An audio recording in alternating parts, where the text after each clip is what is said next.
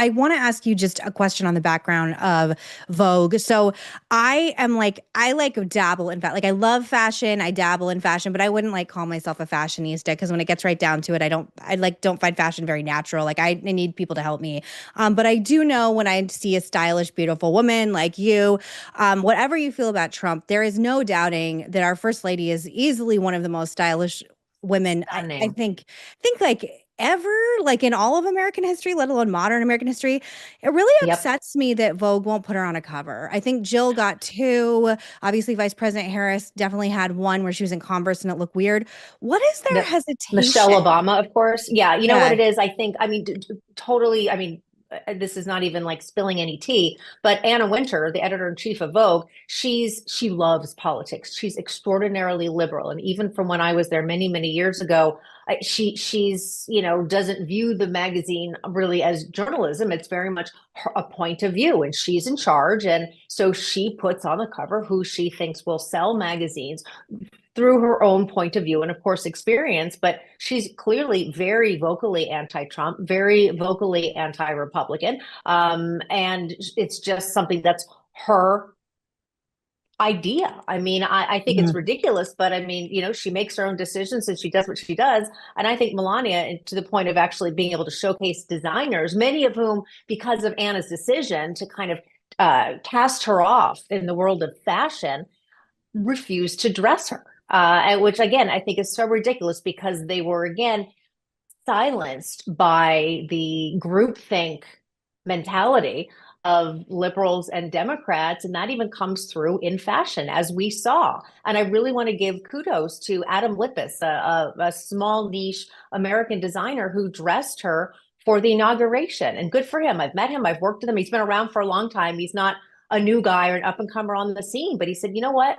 I want to do this because this is a beautiful woman. This is for the country, not for partisan politics. And I think it's great when designers actually are courageous to stand up to that.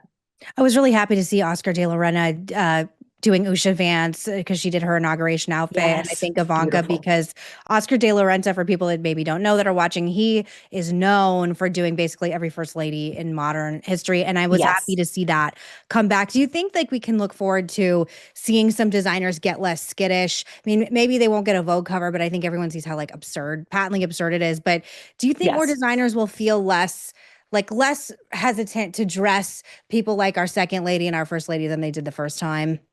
I'll be very honest. I've talked to a lot of friends in the industry who are very liberal, former colleagues at Vogue and other magazines, some other designers, American designers, some of whom were very close friends with Ivana Trump and very much love Melania, but they have said point blank, yeah, sorry, no, people are too scared. They won't do it because they are too worried about their own brand, their own reputation, and the bottom line. And I think that's really disappointing. I'm not saying across the board that's going to be the case, but I don't think we're suddenly going to see a dramatic change. I mean, houses like fashion houses like Oscar de la Renta, of course, he is not, he doesn't do the designs anymore, but they're historically more about fashion and beauty and the aesthetic as they are than politics or even being bullied into dressing or not dressing someone. But I think it's very different now with even the retail climate like it is, the luxury climate like it is.